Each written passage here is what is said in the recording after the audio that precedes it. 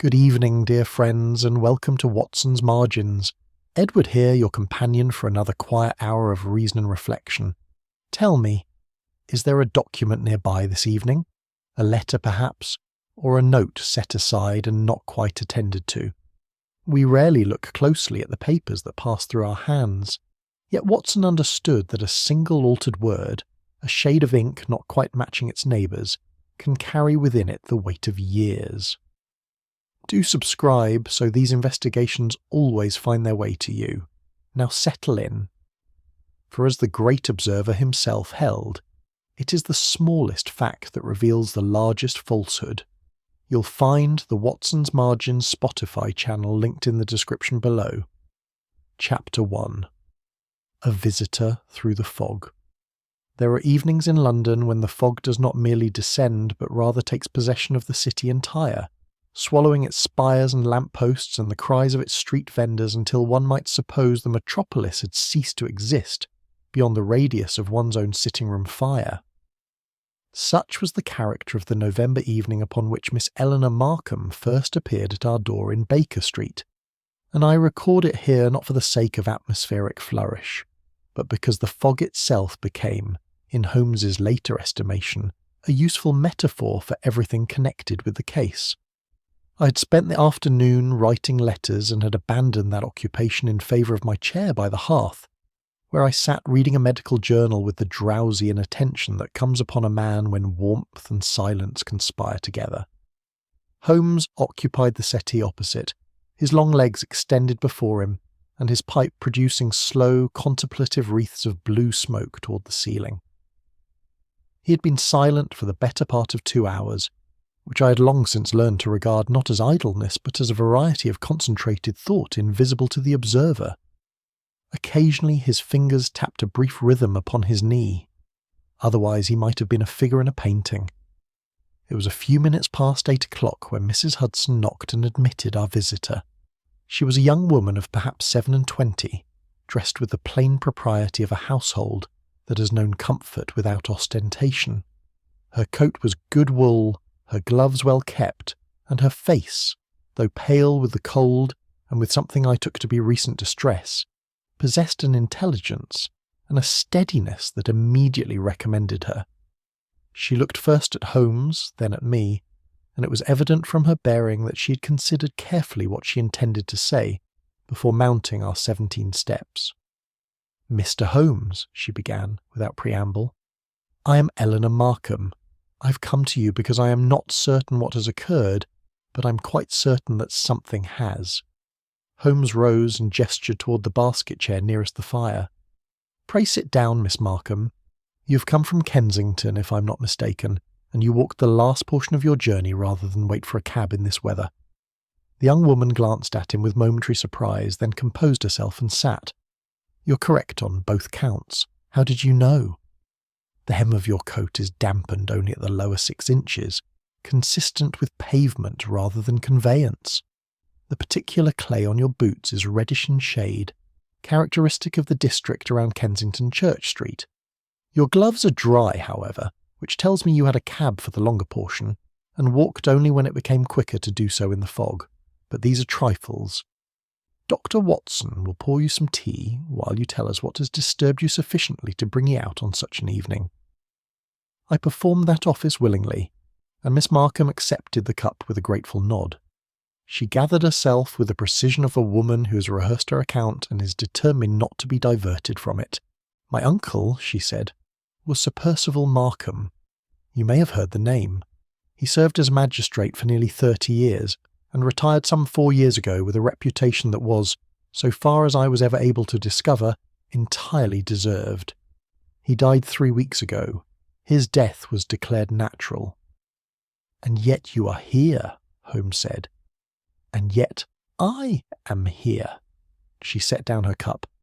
"Sir Percival was in his 68th year, and his health had declined somewhat over the preceding 12 months. His physician, Dr. Adrian Fenwick, attended him regularly. When he died on the night of the 15th of October, the circumstances appeared to excite no suspicion. The coroner was called, an examination was conducted, and a certificate was issued declaring the cause of death to be cardiac failure consistent with his age and condition. The funeral took place 9 days later. I was satisfied, or believed myself to be. But something occurred to disturb that satisfaction, I offered. Yes! Last week I had occasion to obtain a certified copy of the coroner's certificate in connection with the settling of certain estate matters. I have a good memory for documents, Mr. Holmes. My uncle was a solicitor before he became a magistrate, and I was his private secretary for 3 years. I've handled a great many legal papers, and I noticed something in the copy that troubled me. Holmes leaned forward, almost imperceptibly. Describe the discrepancy. The original certificate, which I saw and read in full on the morning following my uncle's death, contained a specific phrase concerning the symptoms observed at examination. I remember it because it struck me as slightly formal, even for a legal document. The copy I received last week contains a different phrase in that same passage. Not a wholly different phrase, you understand, but one that has been altered in character. The meaning is similar enough that another person might not remark upon it.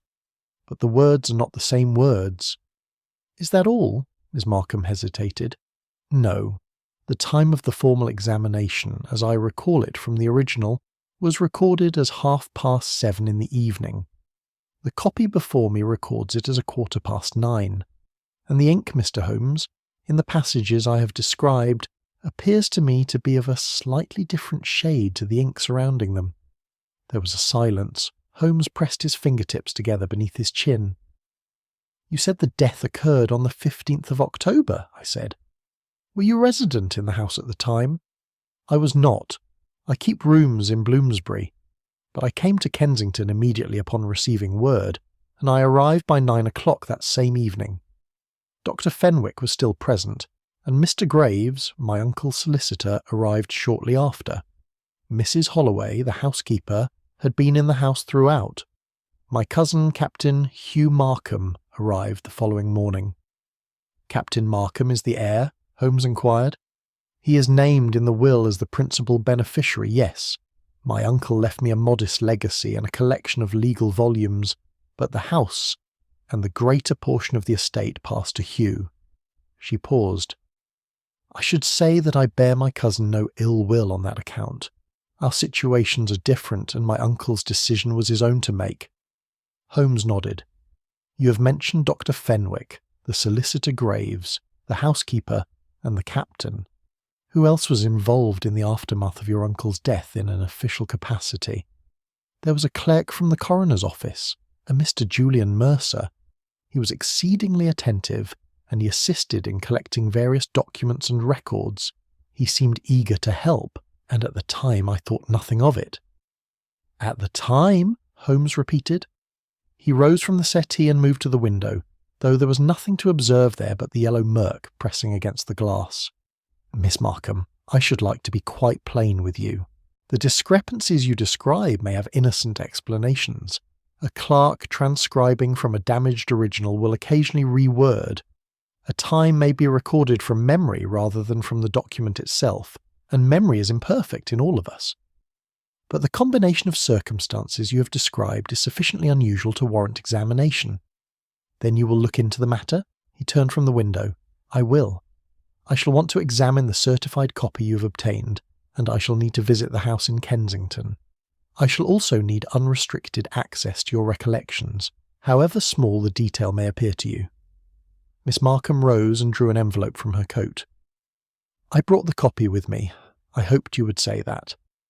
Holmes took it, but did not open it. One final question for this evening.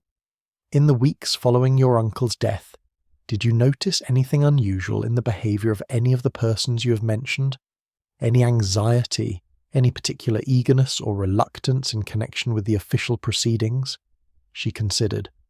Mr. Mercer, she said at last.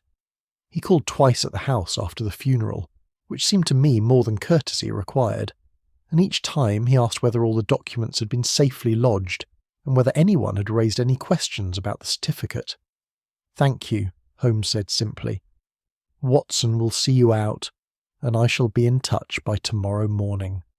When I returned from showing Miss Markham to the door, I found Holmes seated at the table with the envelope open before him, studying the document within by the light of his magnifying glass. The fog pressed on beyond the window. He did not look up. "Well, Holmes," I said, settling back into my chair, "what do you make of it?" "I make nothing of it yet, Watson. That is precisely the condition I intend to preserve for as long as the evidence permits." He tilted the certificate toward the lamp. "But I will say this. Someone has been very careful, and persons who take great care in their deceptions nearly always betray themselves through that very carefulness. They correct too much. They explain too readily. They are too helpful." He set the glass down and filled his pipe. "We shall go to Kensington in the morning." Chapter 2. The House in Kensington. The fog had thinned by morning to a grey, diffuse light that softened the edges of every building along Baker Street, without quite illuminating any of them. Holmes was already dressed and had consumed his breakfast by the time I descended, a fact I noted with the mild resignation of long acquaintance. He stood at the window with the coroner's certificate in one hand and his cold pipe in the other, and he did not turn when I entered. "You have had time to study the document," I said, pouring my coffee. "I have had the night." He set it on the table beside the toast rack as though it were a thing of no particular consequence. "Eat, Watson. We leave at 9:30.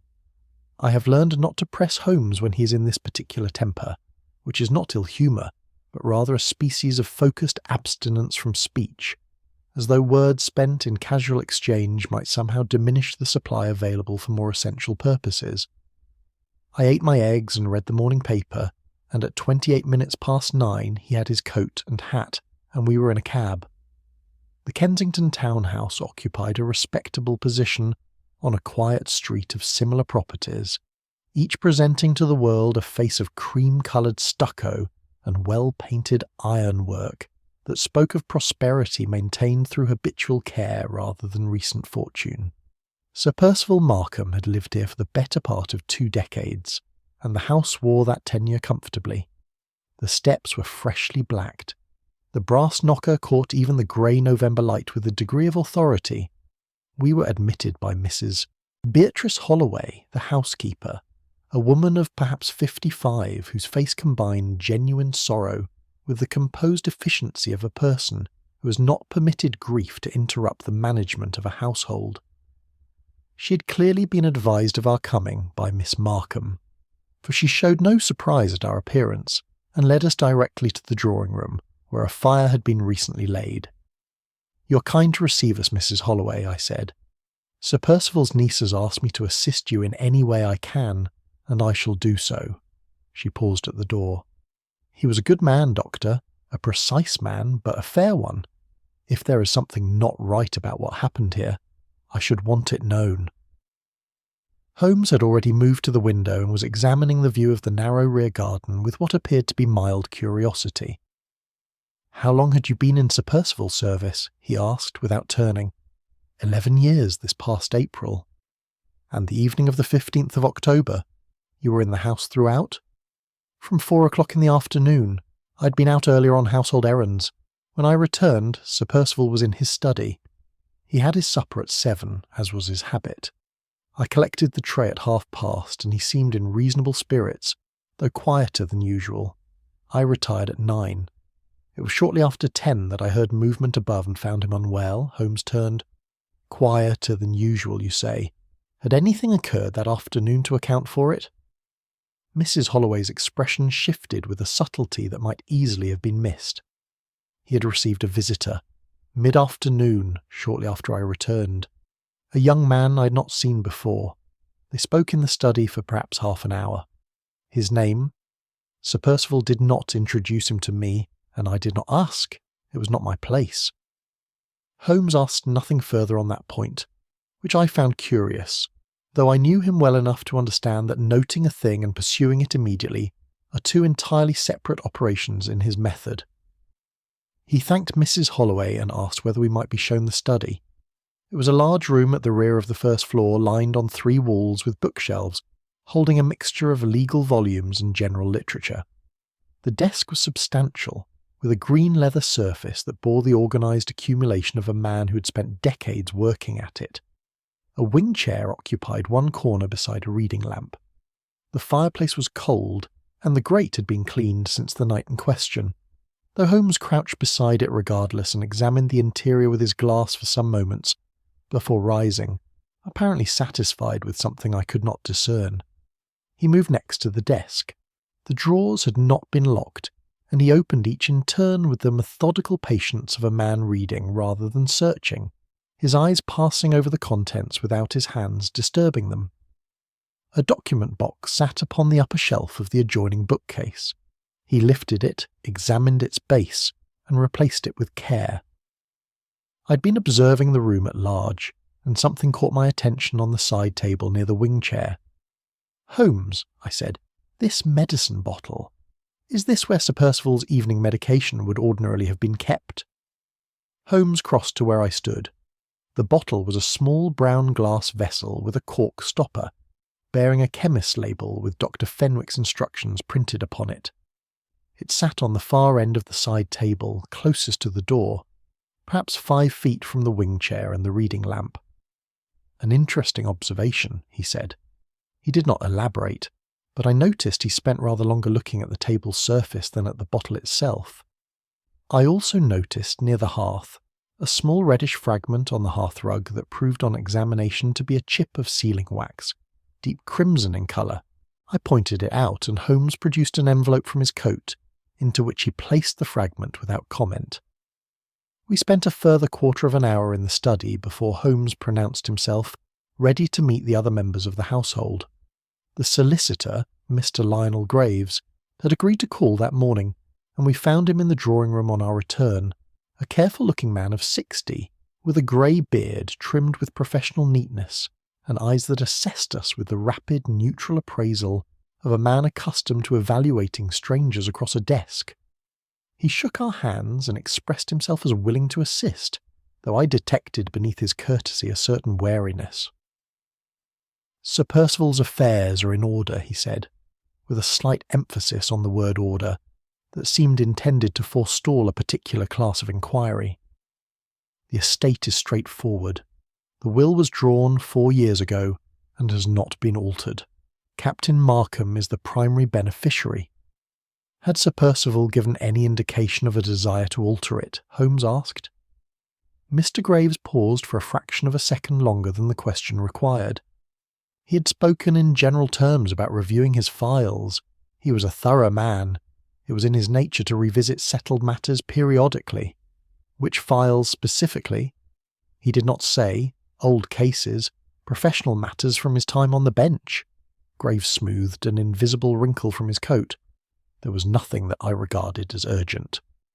Holmes thanked him pleasantly, and the solicitor departed within the quarter hour, leaving behind the faint impression of a man who had answered every question truthfully, while contriving to say as little as possible. Captain Hugh Markham received us in the upstairs sitting-room. He was a man of 40 or thereabouts, lean and sun-weathered, with the direct manner of someone accustomed to outdoor authority. His grief for his uncle appeared genuine, though it sat alongside a restless energy that made him seem slightly too large for any interior space. He answered Holmes's questions with the brevity of a man who distrusts elaboration. "I arrived the morning after. Eleanor had wired me the night before. I was in Wiltshire." "You had no disagreement with your uncle in the weeks preceding his death?" A pause. Brief, but present. "We did not always agree on every matter. He was a man of strong convictions, as am I." "The nature of the disagreement?" "A private family matter. Nothing connected to his death." He met Holmes's gaze with something that was not quite defiance and not quite appeal. "I did not kill my uncle, Mr. Holmes." "I have not suggested that you did," Holmes replied mildly. "I am grateful for your time, Captain." On the pavement outside, I turned up my collar against the cold and waited while Holmes lit his pipe with the careful ritual attention he reserved for moments of thought. "Well," I said at length, 3 people in that house are carrying something they would prefer not to examine in company. The solicitor fears a particular file, the captain conceals a quarrel, and Mrs. Holloway knows the identity of the afternoon visitor and has chosen not to share it." He began to walk, But the most instructive object in that house, Watson, was not any of those things. The medicine bottle? No, the document box. It has been removed and replaced recently. The dust on the shelf has been disturbed, and the base of the box bears a small scratch consistent with being set down on a harder surface than polished wood. He exhaled a slow breath of smoke. Someone has been through Sir Percival's papers since his death. The question is whether they found what they were looking for. He said nothing more on the subject until we were back in Baker Street, and by then his expression had settled into the particular stillness that told me his mind was already several steps ahead of everything we had so far witnessed. Chapter 3. The Certificate. The following morning brought a newspaper, a telegram, and Inspector Lestrade. The telegram arrived first, shortly after breakfast, and Holmes read it with a brief compression of his lips that might have signified satisfaction or its opposite. He set it beneath the marmalade jar without explanation. The newspaper he had already dissected by the time I appeared, its pages redistributed about the sitting room in the particular disorder that indicated he had been reading since before 7. Lestrade arrived at 10:30, letting himself be shown up by Mrs. Hudson with the comfortable familiarity of a man who considers Baker Street a professional annex.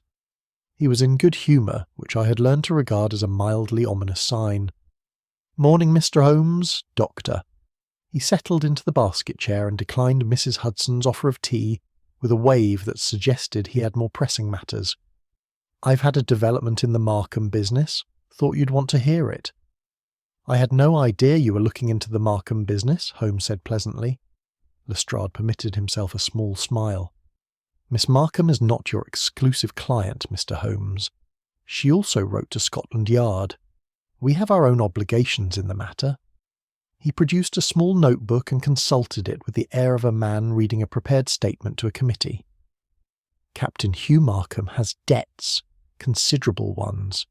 We've traced obligations to 3 separate creditors, 2 of them with very little patience left. The total approaches £1,800. "That is a meaningful sum," I said. "It is. And here is what makes it more meaningful still. Sir Percival's estate, once settled, will yield the captain something in the region of 12,000.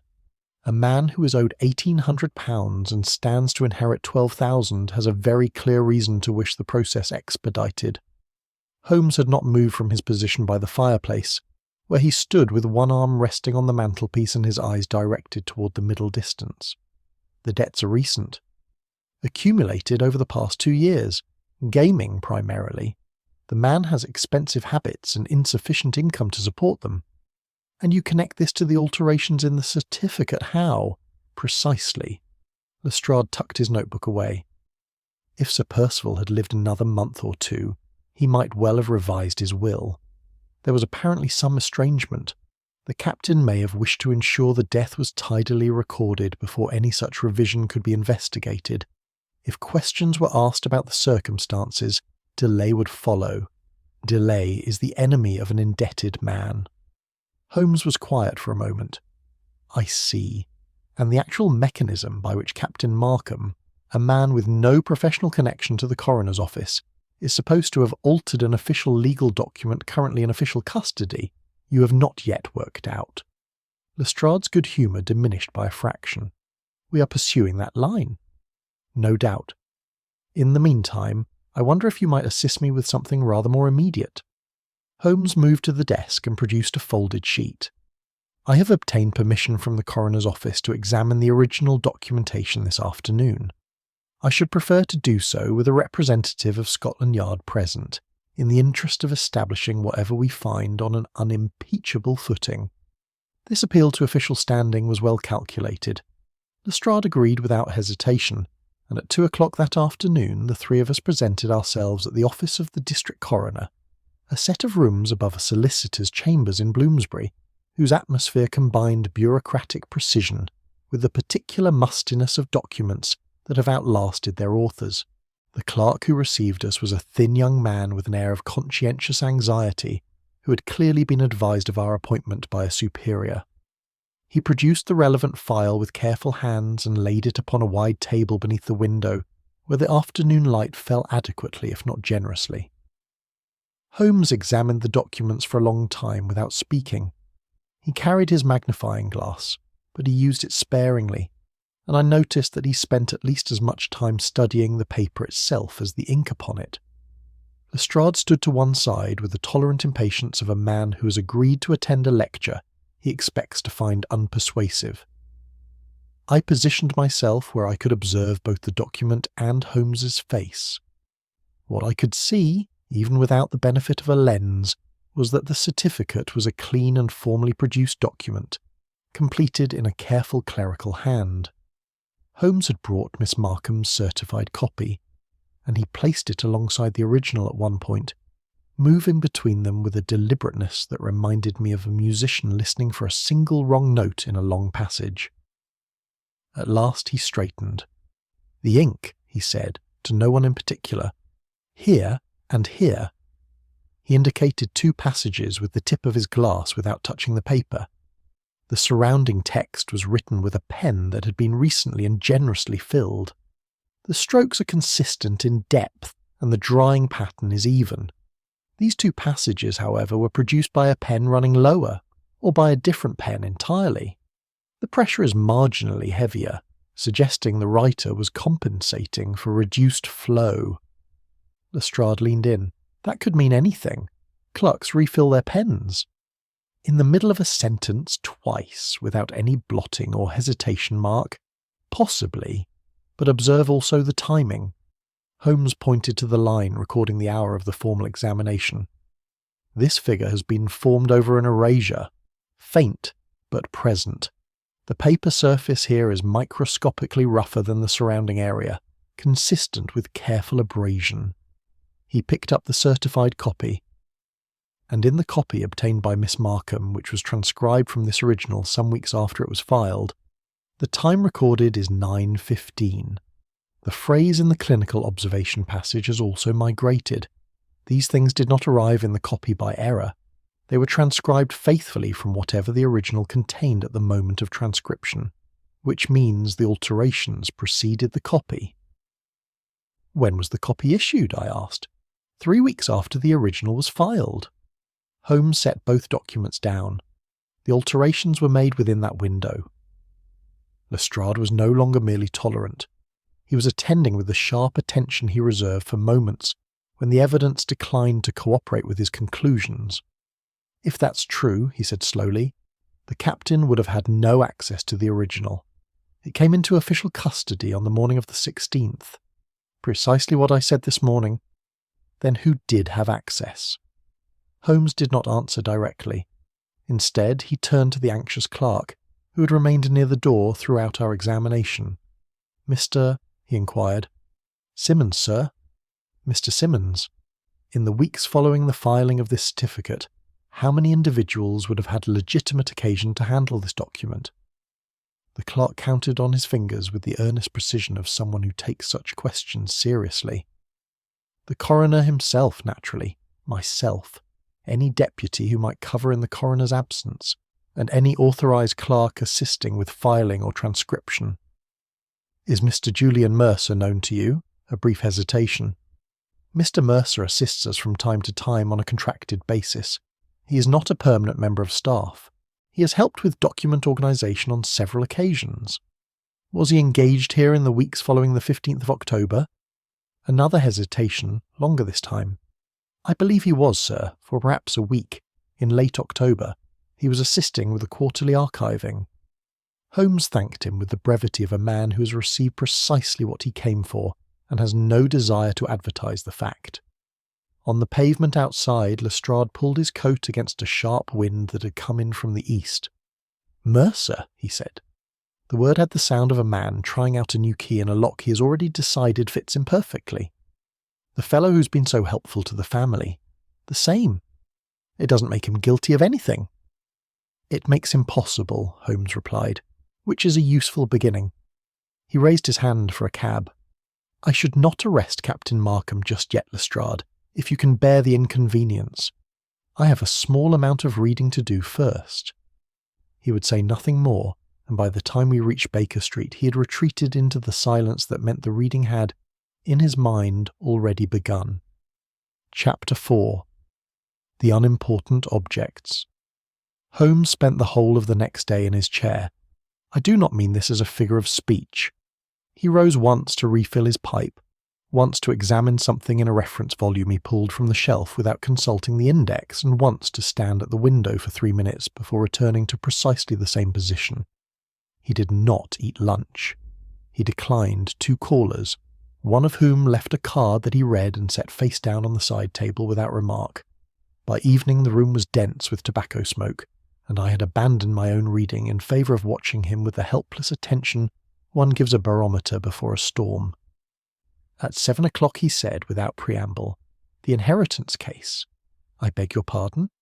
"Sir Percival's files." Graves said he had been reviewing old cases. The solicitor was imprecise about which files, and conspicuously untroubled by his own imprecision. A man who has spent 40 years in the law does not speak vaguely about documents unless vagueness serves him. He rose abruptly. "We're going back to Kensington." I reached for my coat. "Tonight?" "Mrs. Holloway keeps late hours. I wired her this afternoon." The housekeeper received us with the same composed gravity as before, though at this hour the house had a different quality about it.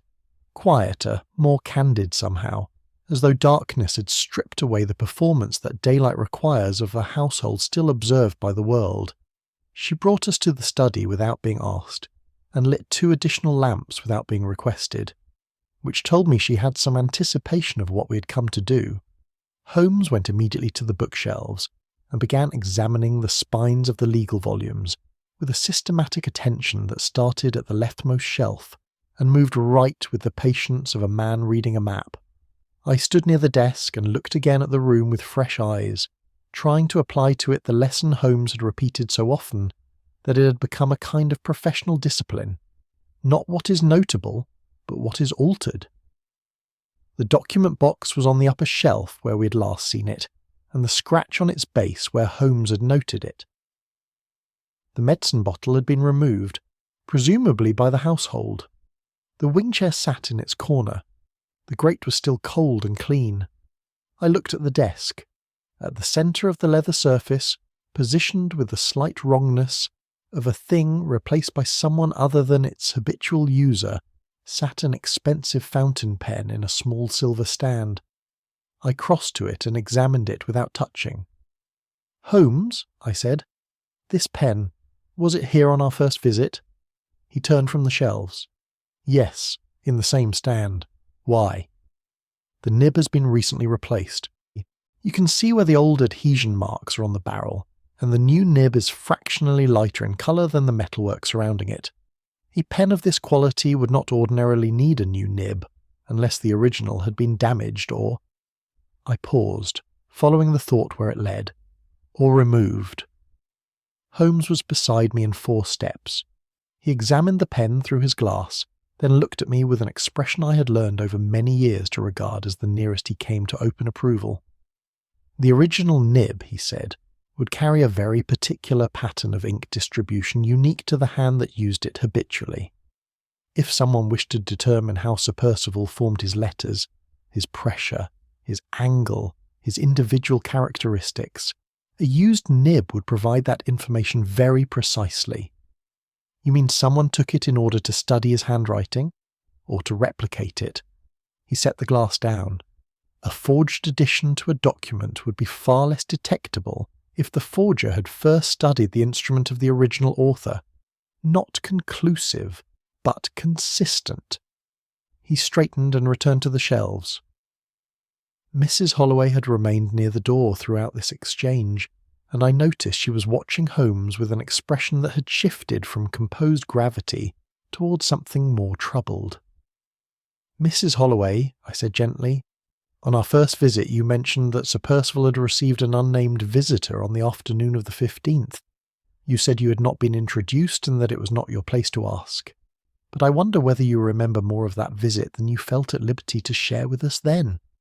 She was quiet for a moment. The lamps made her face a warm, careful study in resolution. "I remember that they argued," she said finally. "Not loudly. Sir Percival was not a man who raised his voice." but I passed the study door twice while the visitor was here, and the second time the character of the conversation had changed. Sir Percival sounded firm, decided. The way he sounded when he had reached a conclusion on a legal matter and would not be shifted from it. And the visitor, could you describe him? Young, no more than 30, dark-haired, neatly dressed, with the sort of appearance that one notices for its effort at respectability rather than for any natural ease in it. He carried a leather satchel. She paused. When he left, Sir Percival did not come out to see him to the door, which was unusual. Sir Percival was punctilious about such things. Holmes, who had been listening from the shelves without turning, spoke quietly. The satchel, was it any fuller or lighter when the visitor left than when he arrived? Mrs. Holloway considered with genuine care. Lighter, I think. He seemed to carry it differently, but I would not swear to it. Holmes nodded and returned to his examination. Within 10 minutes he had found what he was looking for, or rather, what he had already deduced was there to be found. On the lowest shelf between 2 volumes of civil case summaries from the 1870s sat a thin manila folder with a handwritten label that read simply Dorvain Est. Hargreave, 1873. Holmes drew it out with a care that suggested he expected it to be significant, and it was immediately apparent that it had been recently handled. The folder's edges were clean, where the surrounding volumes were faintly dusty, and the string closure had been retied with a knot different from the one a solicitor's trained habit would produce. He did not open it in the study. He asked Mrs. Holloway's permission to take it, received it, and we were back in Baker Street by 10 o'clock. Holmes spread the contents across the table under the brightest lamp and examined each sheet in turn. The file concerned an estate dispute from more than 20 years past. The principal figure was one Edward Hargreave, a property owner of modest means whose estate had been contested following his death by a claimant arguing a prior legitimate marriage and an unacknowledged heir. The case had been heard before a magistrate, not Sir Percival, who had not yet reached the bench, and had been resolved against the claimant on grounds that the alleged prior marriage could not be sufficiently documented. The claimant, a woman named Clara Dorvain, had died within 2 years of the judgment. The file had apparently been closed and forgotten. Holmes read it twice. Then he picked up a single sheet from the middle of the pile and held it to the light. Watson, look at this signature. I looked. It was a witness declaration, signed at the bottom in a hand I did not recognise. The name beneath was printed in the clerk's formal style. J. R. Mercer, clerk to the coroner's office. Mercer, I said. Not our Mr. Mercer. His father, in all probability, given the date, but read the declaration itself. I read. The declaration attested that a certain marriage register had been examined and found to contain no record of the union claimed by Clara Dorvain. It was a routine statement of negative evidence, precisely the kind that turns the course of a legal dispute without drawing attention to itself. You think the declaration was false, I said. I think Sir Percival thought it was false. Look at the margin. There, in the magistrate's thin, precise hand, a note had been added at some later date. The ink of a different age, the phrasing of a man reviewing old work. Se. Lambeth register copy retained. Discrepancy unresolved. Query whether JRM examined correct volume. Holmes set the sheet down. He did not speak for a long moment. Someone carried a lighter satchel out of this house on the evening Sir Percival died, he said at last.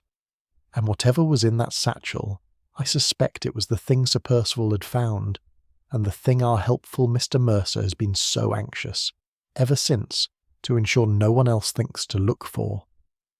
He filled his pipe and sat back, and the fire worked through its coal in the quiet room, and I understood that the case had just changed its shape entirely.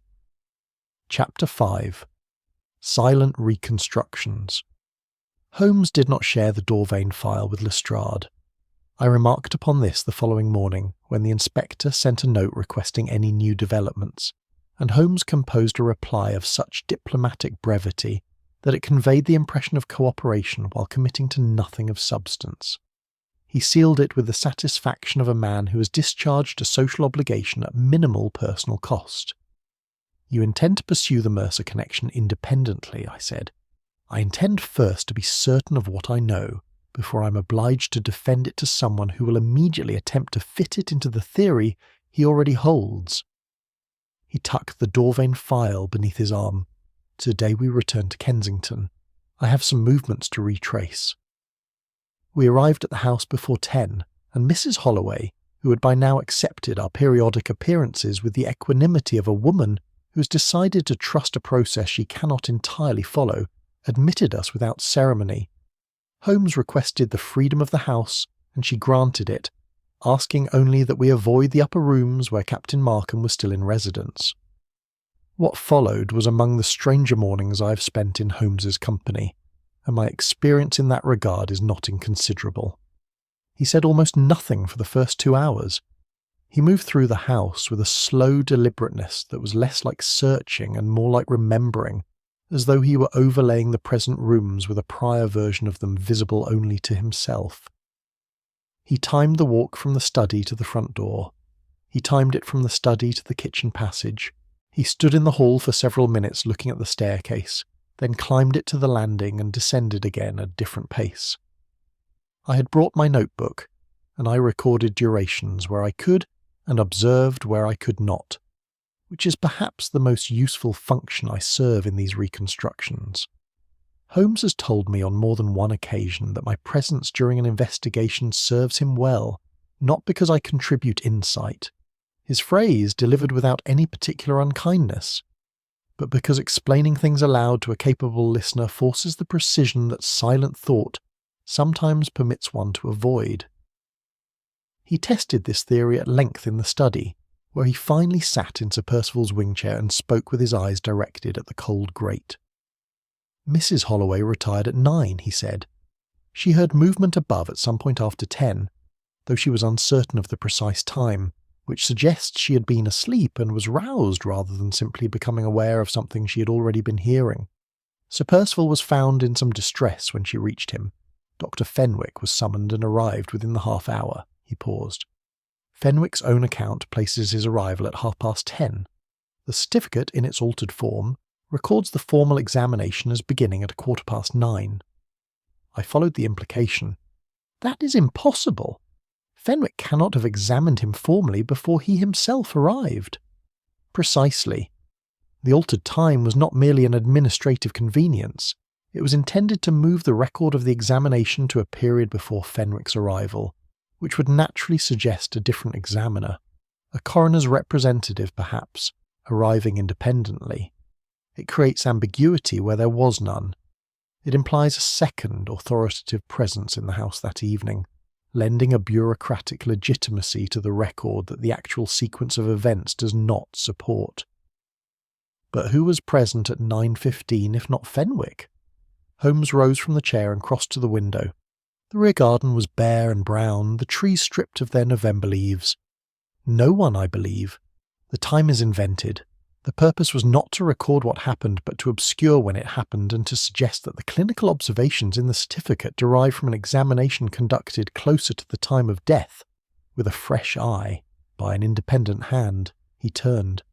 "If you wish to make a document appear more authoritative, Watson, you would not merely alter its contents, you would alter its circumstances." This was a refinement I had not fully appreciated, and I wrote it in my notebook. We interviewed the household members again that morning, though interview is perhaps too formal a word for what Holmes conducted. They were conversations, apparently casual, in which Holmes moved through subjects with the undirected ease of a man pursuing no particular purpose. From Mrs. Holloway he drew a more detailed account of the household's evening routine, establishing that Sir Percival had been in the habit of sealing his private correspondence himself with the crimson wax he kept in the left-hand desk drawer. The broken fragment I had pocketed on our first visit pressed itself back into significance. From Captain Markham, whom Holmes encountered by apparent accident on the landing, he extracted, with the patience of a man reeling in a line that must not be felt by the fish, the substance of the quarrel with his uncle. It had concerned money, as Lestrade's inquiries had suggested, but the character of the quarrel was different from what the debts alone implied. Sir Percival had not refused his nephew assistance, he had conditionally offered it, and the condition had been that Captain Markham consent to a full accounting of how the debts had been incurred, with a particular interest in one creditor whose name the captain declined to supply. "He was pressing you to name someone specific," Holmes said, in a tone so absent of interrogative pressure that it sounded almost like a statement of mild surprise. Captain Markham's jaw tightened. "He had a notion that one of the men I owe money to is not what he appears to be. I told him he was being a magistrate long after he had retired." And was he being a magistrate, or was he being correct? The captain looked at him steadily. "I don't know what the man is. I only know what I owe him." Holmes thanked him and came downstairs. We took our lunch at a small chop house near the High Street, where Holmes ate with the decisive efficiency of a man refuelling rather than dining, and spread his notes across the table with a disregard for the propriety of the setting that I had long since ceased to remark upon. "3 concealed things," he said when the waiter had withdrawn. The solicitor conceals his knowledge of which files Sir Percival was reviewing. The housekeeper concealed until last evening the details of the afternoon visitor. The captain conceals the name of a particular creditor. He aligned the papers with his forefinger. Each of these concealed things is separate in its origin. The solicitor fears professional embarrassment. The housekeeper was exercising loyalty. The captain is protecting what he believes is merely a private financial matter. None of them, I think, believes their concealment to be connected to the others. And none of them is wrong exactly. But taken together, I pressed. Taken together, they describe a man, the late Sir Percival, who in his final weeks had simultaneously identified a fraud from the past, become curious about one of his nephew's associates, and arranged a meeting with someone who left his house carrying a lighter bag than he arrived with. Holmes folded the notes and replaced them in his coat. "The question that interests me now is not what Sir Percival discovered. It is how long Mercer had known that Sir Percival was close to discovering it." He paid for the meal and stood. "Because if Mercer knew in advance," he continued as we stepped out into the pale afternoon, "then the timing of Sir Percival's death, however natural in its physical character, ceases to be entirely coincidental in its convenience, and that is a different order of matter altogether." He said nothing further as we walked. The street around us carried on its commerce with the magnificent indifference of a city that neither knows nor particularly wishes to know what individual men have done within its bounds. I turned the thought over as we walked, and found that it had acquired a weight that had not been there when the morning began. Chapter 6. A Forgotten Identity. There are investigations in which the work proceeds outward from a central fact, each deduction radiating from a fixed point like spokes from a hub, and there are others in which the investigator must first locate the hub itself, working inward through a tangle of peripheral detail until something solid presents itself at the centre. The Markham case, I had begun to understand, was of the latter kind, and it was with this recognition that Holmes turned his attention from the house in Kensington to the archives. He spent 3 days in the records. I accompanied him on the first of these excursions to the offices of the General Register Office in Somerset House, where Holmes presented credentials I did not examine too closely, and was admitted to the search rooms with a cordiality that suggested the staff had encountered him before. "We were looking," he told me as we settled at the long table, "for the marriage register entry that the elder Mercer's declaration had claimed did not exist." "If Clara Dorvain's claim was legitimate," he said, keeping his voice low in the manner the room demanded, "there will be a record somewhere, a register entry, a parish record, a certificate issued, and then perhaps mislaid or overlooked. The Mercer declaration stated that the relevant register had been examined and found to contain no such entry. But Sir Percival's marginal note says he retained a copy from the Lambeth register and found a discrepancy. Then the record does exist. Or did. The question is whether it still does, and in what form." He opened the first of several bound indexes with the careful hands of a man who respects the age of a thing, while being entirely indifferent to its institutional gravity. The declaration gave the date of the alleged marriage as the spring of 1871. The estate dispute followed Hargreaves' death in 1873. Mercer, the father, filed his declaration in 1874. We are looking for a marriage registration, Lambeth district, between January and June of 1871. We looked for the better part of 4 hours. Holmes worked with the systematic speed of a man who has done this kind of searching before, moving through indexes with a finger that never wavered or doubled back. I worked the parallel volumes less efficiently, but I found what we were looking for. It was a single entry in the Lambeth Register for the second quarter of 1871. Edward James Hargreave, bachelor, to Clara Maria Dorvain, spinster. The witnesses were a woman whose name I did not recognise and a man recorded as R.J. Mercer. I brought the volume to Holmes without speaking and set it before him.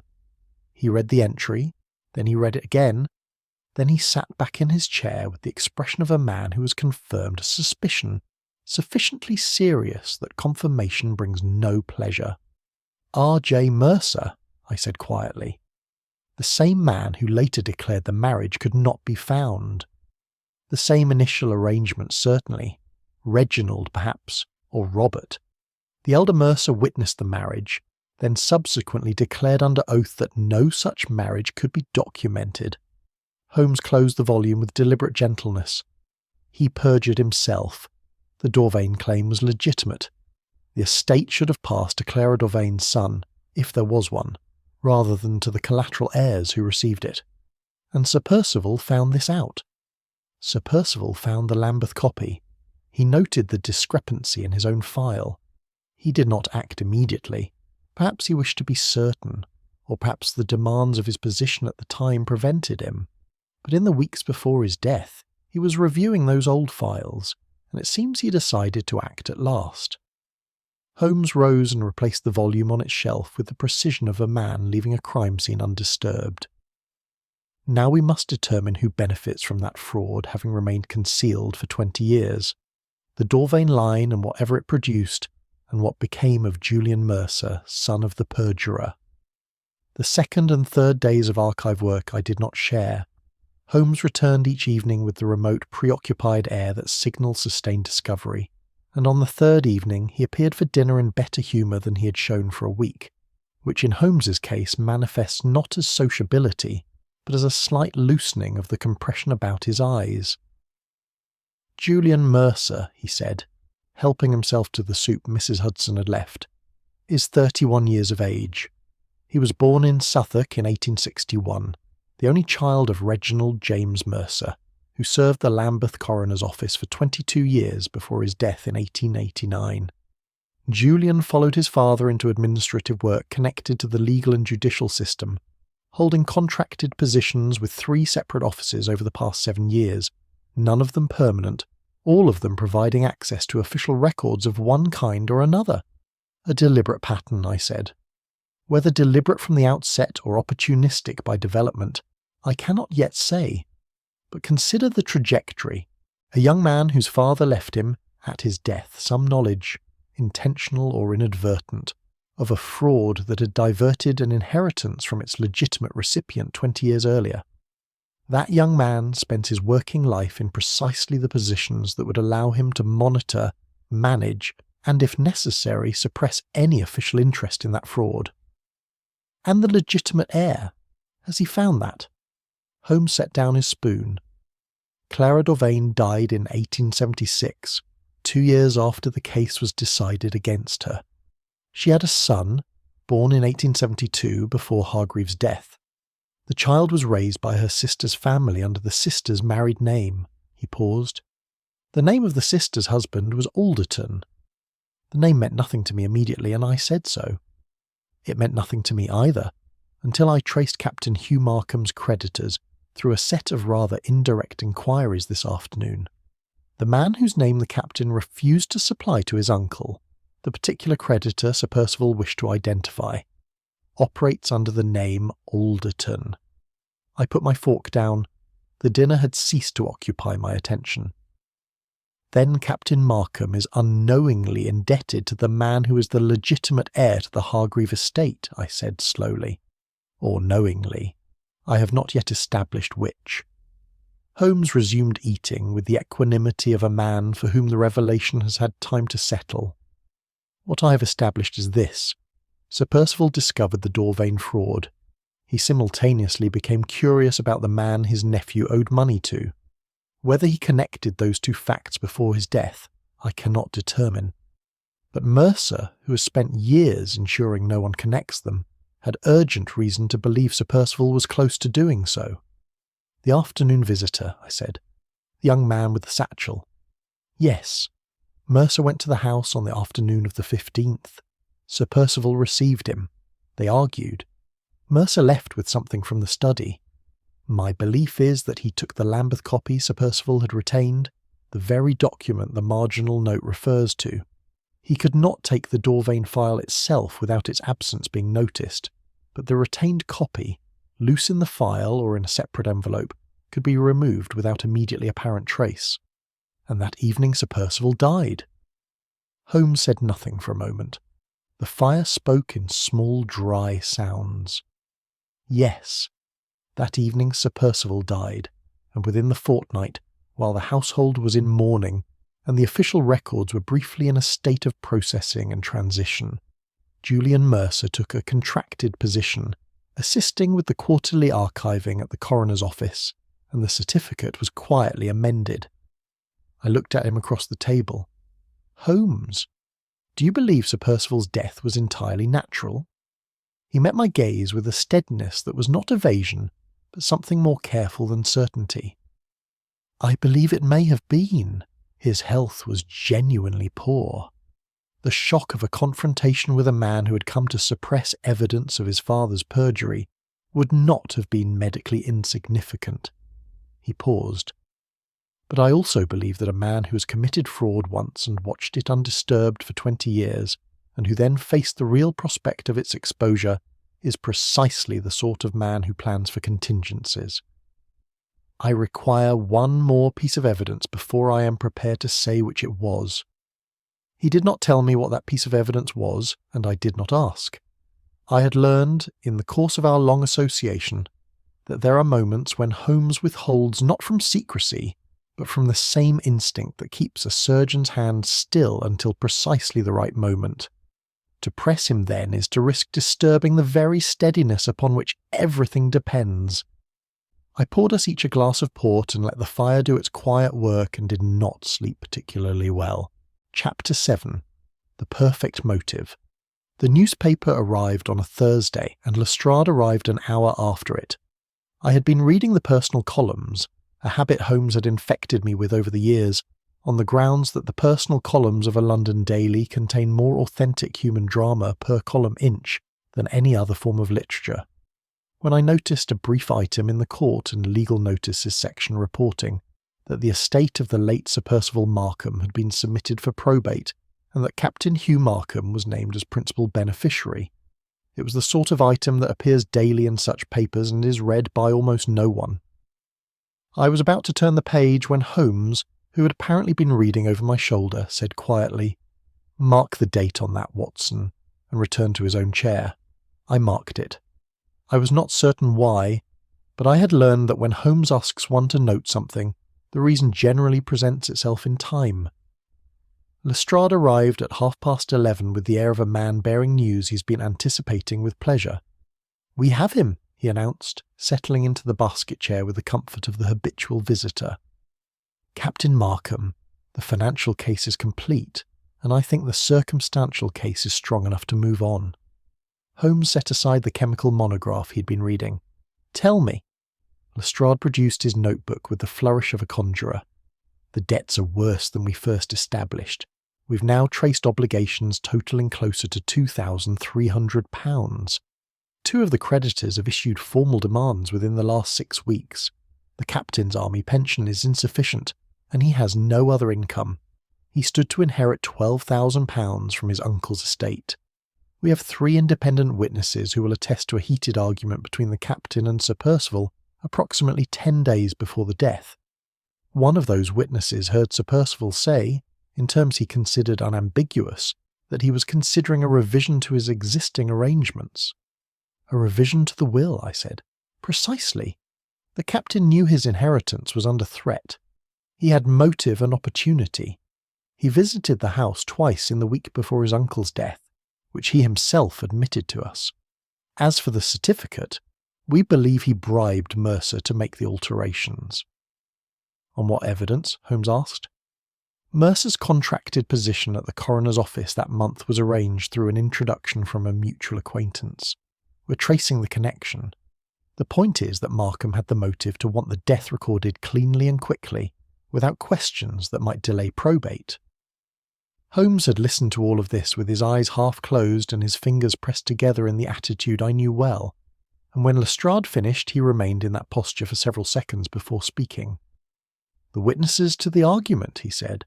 "Were any of them present for the substance of the quarrel, or did they hear only its tone?" Lestrade glanced at his notes.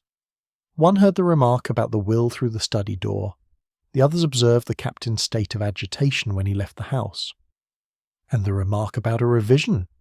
Were those Sir Percival's precise words, or the witness's reconstruction of the sense? A slight pause. The witness's reconstruction. But the meaning seemed clear enough. Meaning frequently seems clear enough when one has already settled upon what it ought to mean. Holmes opened his eyes fully. "Lestrade, I do not say you are wrong that Captain Markham concealed things from us. He did, and I know at least one of the things he concealed. I do not say his debts are not as serious as you describe. They are. What I say is that a man's having a powerful reason to want a certain outcome is not evidence that he brought that outcome about, and that before you arrest a man of Captain Markham's background on a charge of this nature, you will want to be rather more certain than you presently are." Lestrade's expression combined the tolerance of a man who has heard similar speeches before, with the stubbornness of one who intends to disregard them.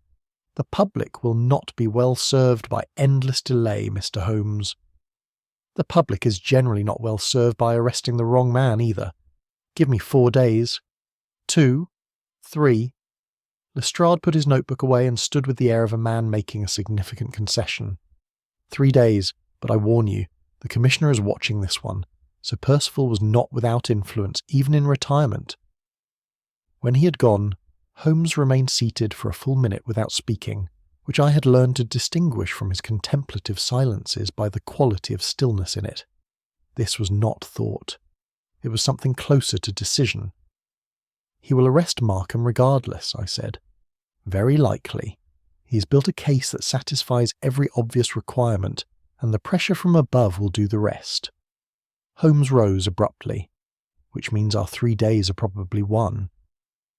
What followed was the most concentrated period of activity I had witnessed in the case. Holmes dispatched 3 telegrams before noon. By early afternoon he had received replies to 2 of them, and had gone out alone, leaving me a note asking me to call on Miss Markham and request that she bring to Baker Street by 6 o'clock any written communication she had received from her uncle in the 12 months preceding his death. Miss Markham arrived at 5:45 with a bundle of letters tied in ribbon, and the expression of a woman who has spent several weeks maintaining composure under considerable strain, and is beginning to find it effortful.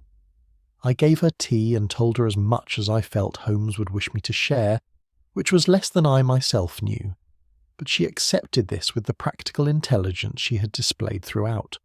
Holmes returned at 6:10, his coat damp from rain I had not noticed falling, carrying a flat leather case that he set on the desk without explanation, and did not open. He read through Sir Percival's letters to his niece with the rapid attention he gives to written material, extracting 3 and setting them apart from the rest. Then he turned to Miss Markham directly. "Your uncle wrote to you in September," he said, holding up the first letter. "He mentions having spent several evenings with an old file, and says he has satisfied himself on a matter that had troubled him for some years. Were you curious about what matter he meant?" I assumed it was something connected to an old case. He occasionally reviewed his past judgments, I think to assure himself of their soundness. Did he name anyone in connection with this review? She thought carefully. He wrote that he had been in correspondence with a man who'd been helpful in clarifying certain records. He thought well of him, as I recall. Said he was diligent and knowledgeable about archival procedure. And the name of this helpful, diligent man? Her expression shifted as understanding arrived. Mercer, she said. He called him Mr. Mercer. Holmes set the letter down. Your uncle was corresponding with Julian Mercer about the very records that implicated Mercer's father.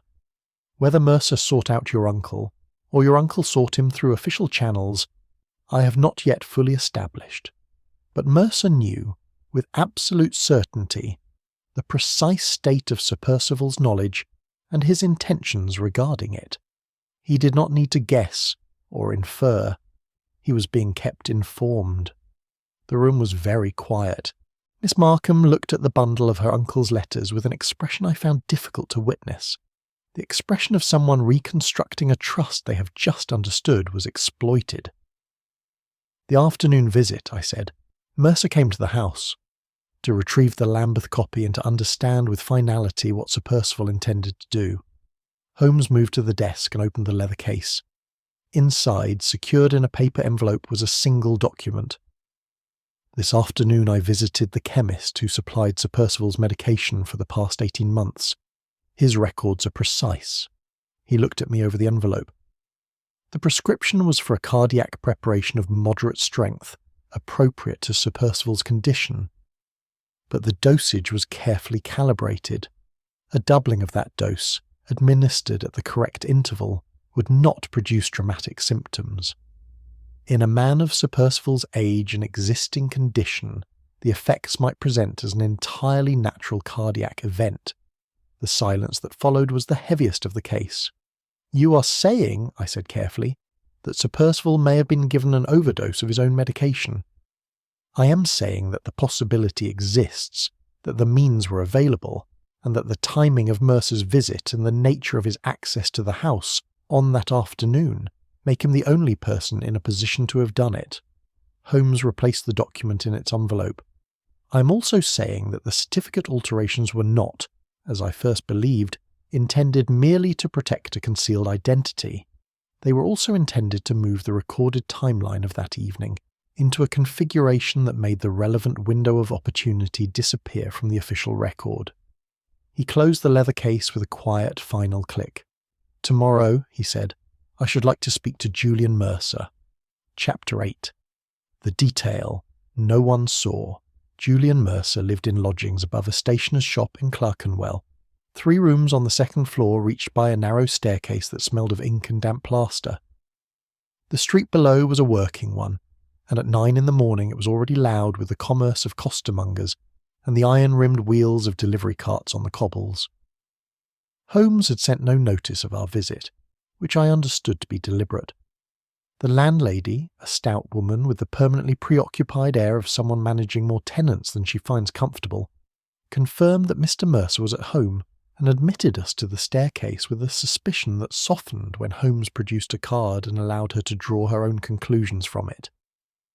Mercer answered the door himself on our second knock. He was younger than I had formed a picture of him, somewhere in the early 30s, with a face that was not unpleasant, but that carried a particular quality of watchfulness at rest, the look of a man in whom alertness has become habitual. He was neatly dressed for the hour, his collar fastened, his hair combed, as though he had been expecting visitors, if not these particular ones. He recognised Holmes. That was immediately clear from the half-second of absolute stillness that preceded his expression of polite inquiry. "Mr. Mercer," Holmes said pleasantly, "I wonder if you might spare us a few minutes?" "Of course." The words were smooth and immediate. "Please come in." The sitting room was orderly to a degree that went beyond mere tidiness. Books were arranged by height. The correspondence on the writing desk was neatly squared. A cup of tea sat cooling beside it, and next to the cup lay an open notebook in which a few lines had been recently written.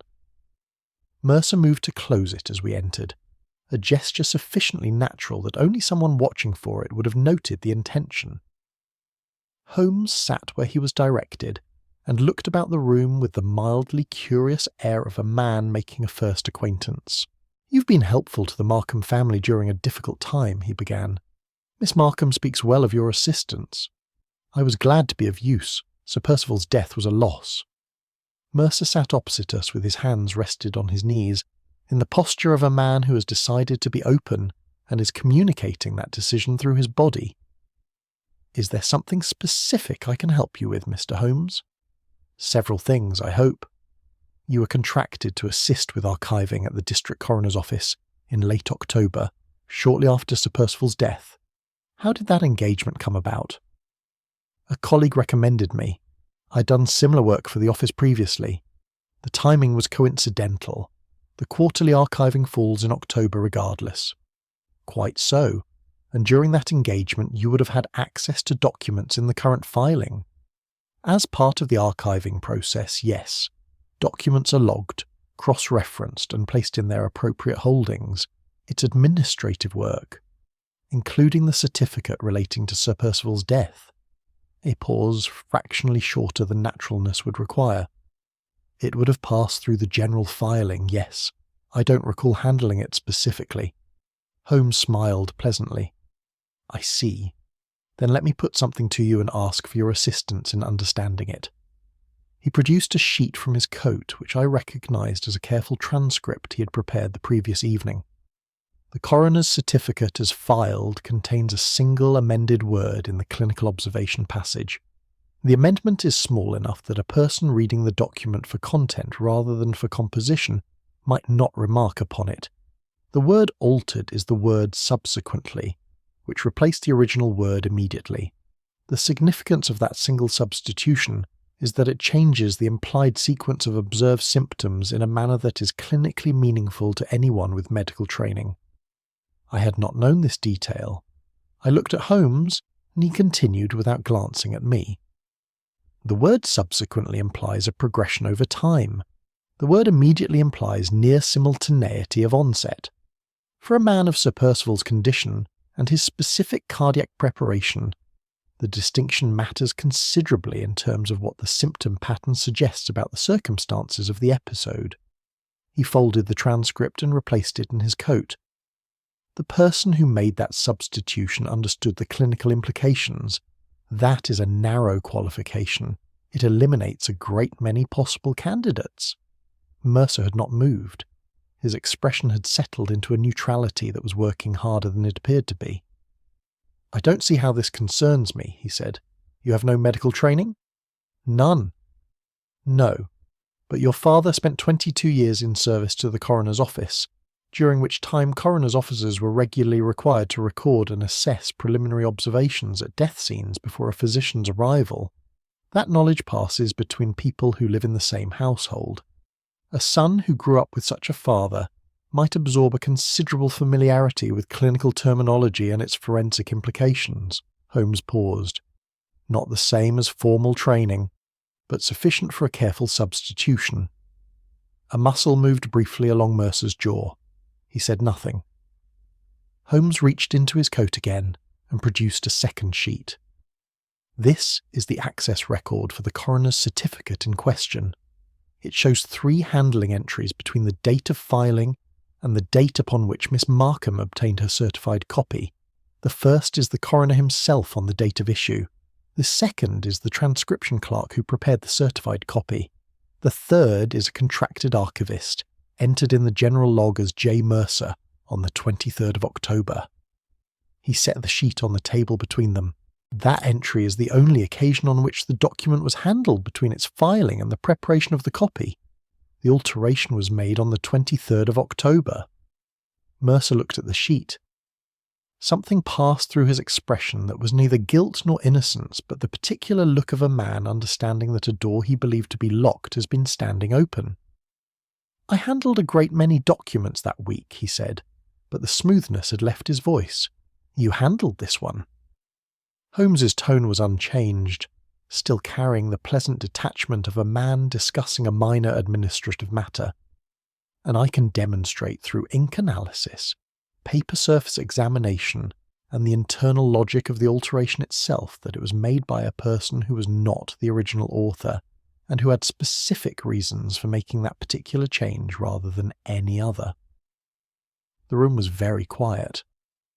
Below the window, a costermonger called his wares, in a voice that seemed to belong to another world entirely. "I should like to explain something to you, Mercer," Holmes said, and now his tone changed slightly, not in warmth exactly, but in a directness that replaced the pleasantness of before. "Captain Markham is within 1 day of being arrested for a crime that the evidence does not support. The certificate alteration is the only element of this matter that cannot be attributed to him, because it required access he did not possess. If you wish to allow an innocent man to face that consequence, you are of course at liberty to continue saying nothing. But I should tell you that I hold, in addition to what I have shown you this morning, a set of documents relating to the Hargreave estate of 1873, to your father's declaration filed in 1874, and to the Lambeth marriage register entry your father declared could not be found. I have traced the Dorvain line to its present representative. I know what your father did. I know why you have spent the last several years ensuring it remained undiscovered, and I know what Sir Percival found." He stopped. Mercer sat very still for a long moment. Then, with the movement of a man whose determination has met something it cannot overcome, he looked down at his hands. "My father was not a dishonest man," he said quietly. "He was frightened. He had a family and no money, and a man with influence told him what to write. He wrote it. He spent the rest of his life understanding what he had done. And you spent yours protecting his memory. And a great deal else." Mercer raised his eyes, and there was in them something I had not expected. Not defiance, not calculation, but a fatigue so thorough it had the quality of relief. "What happens now?" "Now," Holmes said, rising, "I think you had better come with us." He did not resist. He put on his coat and hat with the composure of a man who has carried a weight for many years and has arrived at last at the place he knew he must eventually reach. On the narrow staircase he paused once briefly with his hand on the wall and then continued down. Outside, the street went about its business around us. Holmes hailed a cab. I looked once at Mercer's face and found in it an expression I recognised from my years as a physician, the expression of a man in whom the crisis has passed, and what remains is only the necessary aftermath of things long held, and now irrevocably released. Chapter 9. Holmes Explains. We did not go directly to Scotland Yard. Holmes directed the cab instead to Baker Street, a decision that produced from Mercer neither protest nor surprise, as though he had resigned the management of the immediate future to other hands, and was content to be carried wherever those hands chose. He sat in the corner of the cab with his leather satchel on his knee. He had taken it from the hook behind his door without being asked, which told Holmes something I did not understand until later, and looked at the passing streets with the distant attention of a man reviewing a long account rather than observing the present. I had wired ahead from Clerkenwell, and when we arrived at Baker Street, I found that Holmes had arranged, with the efficiency of a general who has prepared his ground before the engagement, for the drawing together of all the relevant parties. Miss Markham was already seated by the fire. Mr. Graves, the solicitor, occupied the upright chair nearest the door, with the rigid composure of a man who does not know what he is about to hear, and has decided that dignity is his best protection against whatever it proves to be. Captain Markham stood by the window, with his arms behind his back in the military posture he assumed when uncertain of his ground. Mrs. Holloway sat very straight on the settee with her hands folded in her lap. Lestrade was the last to arrive, 2 minutes after us, with the expression of a man who has received a summons he considers an imposition, and attended it anyway because he knows Holmes well enough to judge the occasions worth attending. He stationed himself near the door with a propriety that was almost certainly unconscious. Holmes placed Mercer in the basket chair at the centre of the room, not as a gesture of theatre, but because it was the clearest position, and Holmes had no taste for unnecessary obscurity. He himself stood before the fireplace. I took my customary place slightly behind and to his left, my notebook open. "I am grateful to you all for coming," Holmes began. I will be as direct as the matter permits, because several of you have been living under a false impression of some severity, and I dislike allowing false impressions to persist longer than is necessary." He let his gaze pass briefly over Lestrade. "Including impressions held by Scotland Yard." Lestrade's expression tightened fractionally. He said nothing. The case as it presented itself was this. Sir Percival Markham died on the 15th of October. His death was declared natural. His coroner's certificate was subsequently altered by a person with access to the official records. The question was why? Holmes clasped his hands behind his back. Inspector Lestrade developed a theory centred upon Captain Markham's financial difficulties and his position as principal heir. It was a coherent theory. The difficulty with coherent theories is that they are susceptible to the same error as coherent forgeries. They account for everything apparent while depending upon an assumption that has not been verified. Captain Markham had turned from the window. "You're saying I had nothing to do with this?" "I am saying precisely that. The certificate was altered by Mr. Mercer here present. He has this morning confirmed as much, but the captain's innocence of the forgery does not constitute the whole of my explanation, and I ask your patience while I supply the rest." Holmes turned slightly toward the solicitor. "Mr. Graves, in our first conversation you mentioned that Sir Percival had been reviewing old files in the weeks before his death, and you described it as routine. It was not routine. He had returned to a specific case from 1873, the Hargreave estate dispute, in which he had found a discrepancy that troubled him. I know this because I have read his marginal note in the file. Sir Percival had identified evidence suggesting that the declaration which defeated Clara Dauvain's claim to that estate, a declaration attesting that no marriage record existed, was false. Graves had gone very still. The declaration was made by Reginald James Mercer, Julian Mercer's father. The marriage record did exist. It exists still in the Lambeth Register, where it has always been. Reginald Mercer witnessed the marriage of Edward Hargreave to Clara Dauvain in the spring of 1871, and 3 years later he swore that no such record could be found. The Dauvain claim failed. The estate passed elsewhere. Clara Dauvain died a few years after the judgment, leaving a son who grew up under another name, unaware of what had been taken from him. Holmes paused. That son, now a man in middle age, appears in our story under the name Alderton. He is Captain Markham's principal creditor. Captain Markham made a sharp sound that was not quite a word. "You were indebted to the man whose inheritance was stolen," Holmes said to him, without particular emphasis. "You were unaware of this. Sir Percival, who was simultaneously reviewing the Hargreave file and inquiring into the identity of your creditors, was almost certainly on the verge of connecting those two facts when he died. He may have already connected them. I cannot establish that with certainty." "And Mercer," Lestrade said from the door. His earlier impatience had been entirely replaced by attention. Where does he come in beyond the father's fraud? Holmes turned toward Mercer in the basket chair. When Reginald Mercer died in 1889, he left his son, perhaps intentionally, perhaps not, an understanding of what he had done. Julian Mercer was 28 years of age. He had grown up in his father's world, familiar with legal and official procedure. He understood both the nature of the fraud and the vulnerability of its concealment. A marriage record in a public register is not a secret. It requires only a sufficiently curious inquirer to locate it. Holmes looked directly at Mercer. "You have spent 7 years in contracted positions within the legal and judicial system, not for ambition, and not, I think, for financial gain alone, but in order to be present when someone came looking, to manage what was found, to ensure that papers were filed in ways that made certain questions difficult to pursue and certain connections difficult to draw." Mercer was looking at the floor. He did not speak. In early autumn of this year, Julian Mercer was engaged in a different capacity. He had made contact with Sir Percival under the guise of assisting with archival research. A natural approach, given his professional position. Sir Percival trusted him.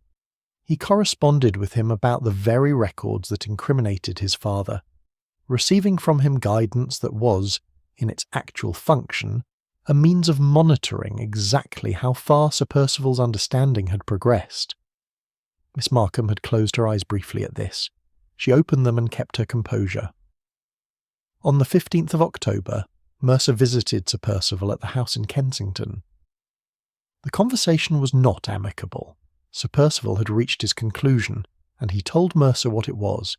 He intended to bring the matter to the attention of the relevant authorities, to have the Hargreaves settlement reviewed and the Dorvain claim belatedly recognised. Mercer came to dissuade him and failed. He left the house carrying documents Sir Percival had assembled, copies of the Lambeth record and related material, which he took in the hope of slowing the process. That evening, Holmes continued, and his voice shifted into the measured gravity that I had come to recognise as the register he reserved for the most serious parts of a statement. Sir Percival died. His death was, in its physical character, consistent with his known condition. He was an elderly man with a compromised heart. The shock of that confrontation may have been sufficient.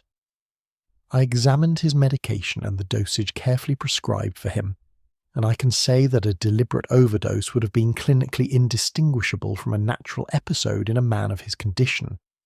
I cannot prove that an overdose was administered. The evidence is consistent with natural death, and it is consistent with something else. The room held its breath. What I can say, Holmes continued, is that within a fortnight of Sir Percival's death, Mercer contrived to obtain a contracted position at the coroner's office and altered the certificate in two respects: a single word in the clinical observation and the recorded time of the formal examination. The first change had potential significance for anyone assessing the medical picture with professional knowledge. The second changed the timeline of that evening in ways that obscured the window during which Mercer had been present in the house. He looked at Lestrade. The certificate was not altered to conceal a murder that could be proved. It was altered to ensure that no one would think to look. Lestrade had his notebook out. "We will want to exhume. That is your decision and the coroner's. I have given you my assessment of what you're likely to find, and its limitations."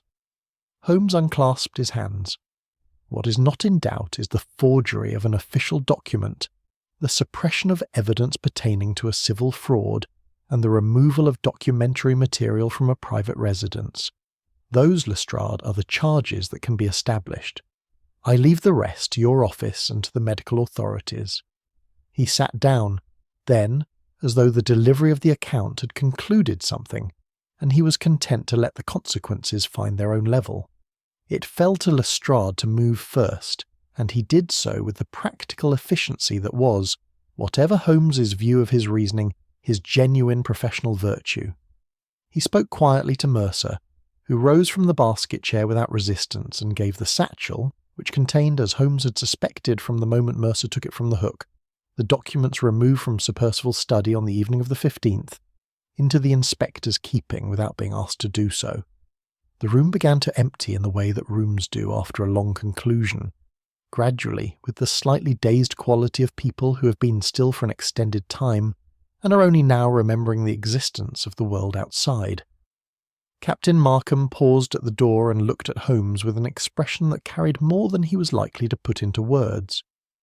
Holmes acknowledged it with a brief inclination of his head, which was, I knew, the entirety of what he would accept in the way of gratitude. Miss Markham was the last to leave. She stood for a moment beside the fire with her uncle's letters still folded in her coat pocket, and when she spoke it was not the question I had expected. "Did he suffer?" she asked quietly. "At the end?" Holmes considered her with a gentleness he kept well hidden in most circumstances. "The evidence suggests not," he said. "Whatever else occurred that evening, the end came quickly."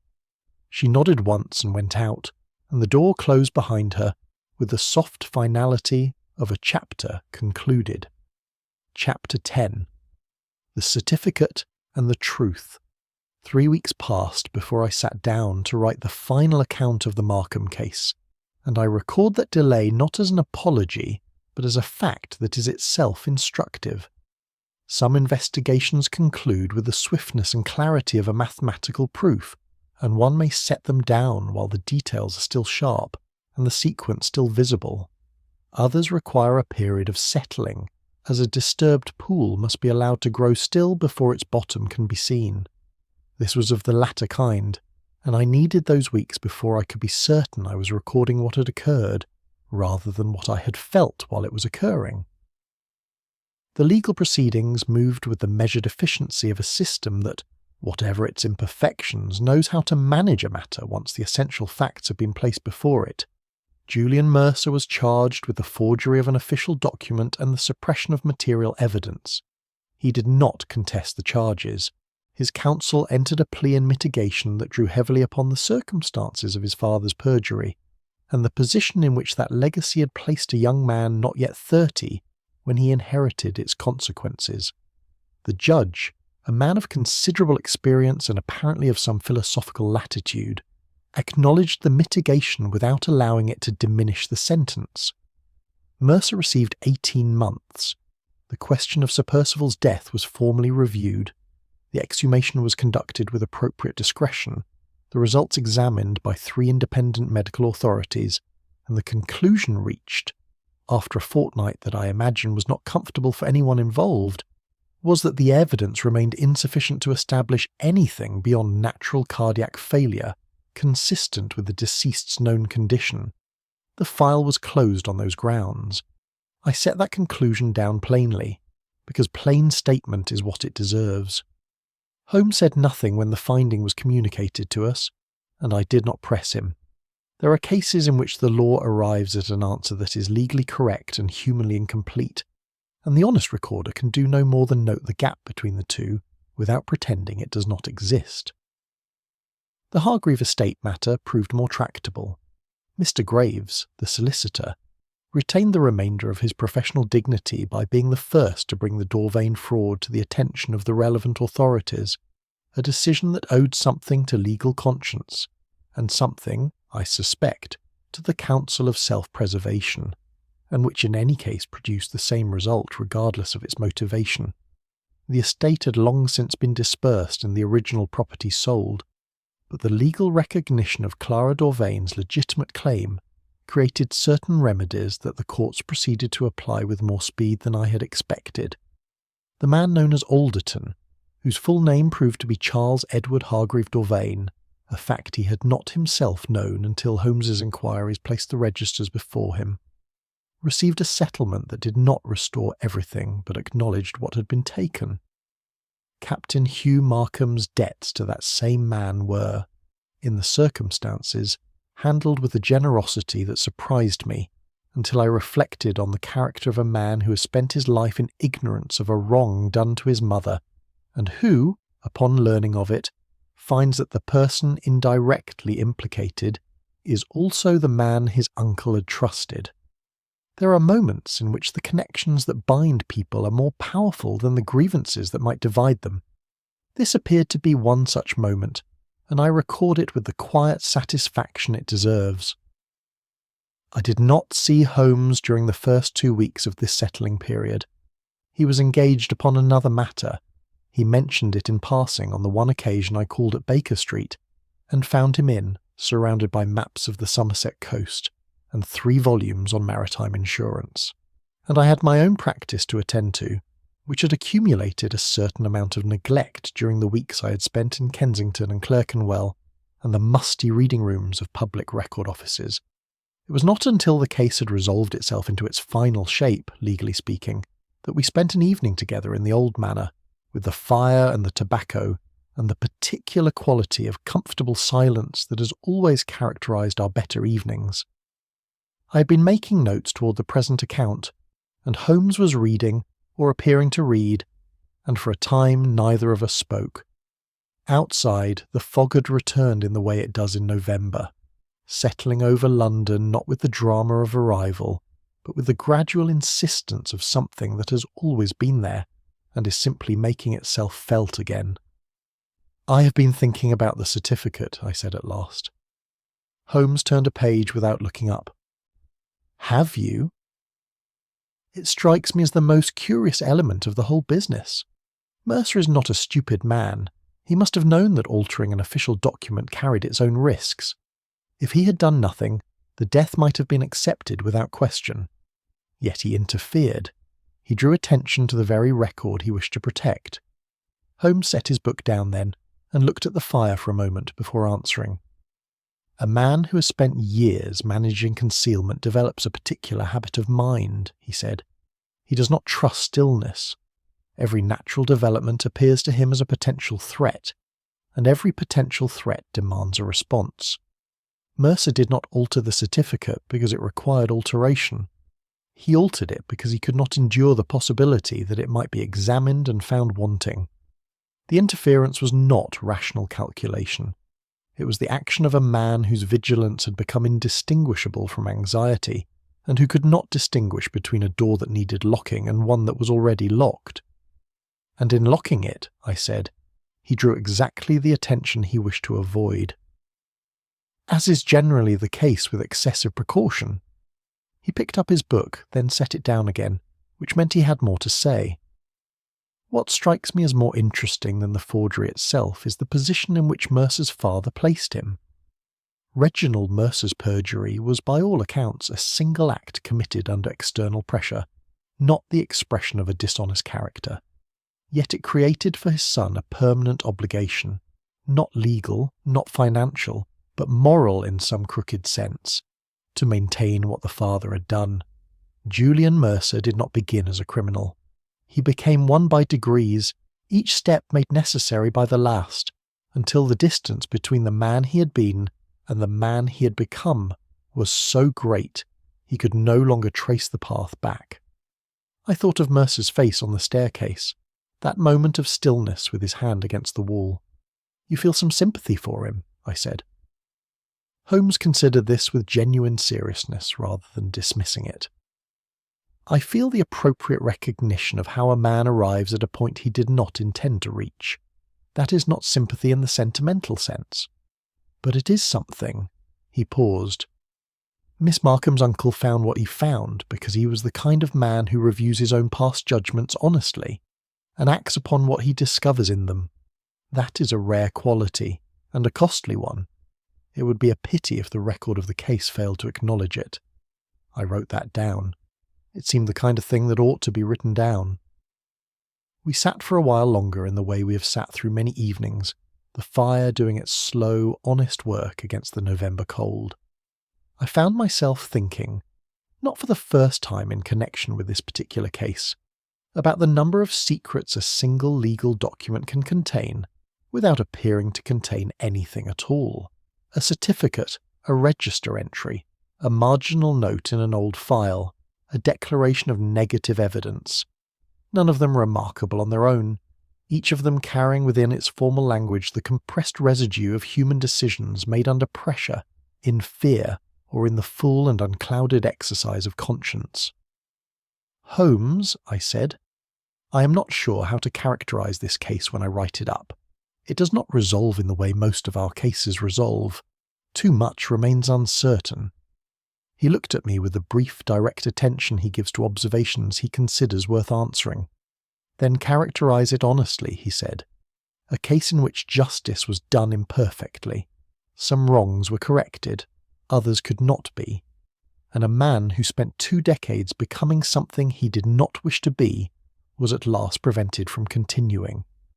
That is not a poor result, Watson, for the examination of a single altered word. He reached for his pipe. Reason rarely depends upon grand discoveries. It is generally the smallest fact that reveals the largest falsehood. He said nothing more, and I did not require him to. I closed my notebook and listened to the fog-muffled sounds of Baker Street below, the steady, indifferent life of the city proceeding on its way, and I thought that Holmes was right, as he generally is, and that there is a particular kind of satisfaction available to those who look closely enough at small things to find what is hidden inside them. I have set the adventure down here as accurately as I am able, with all its uncertainties preserved, because I believe that accuracy in such matters is the only form of honesty available to a narrator who is present but not omniscient.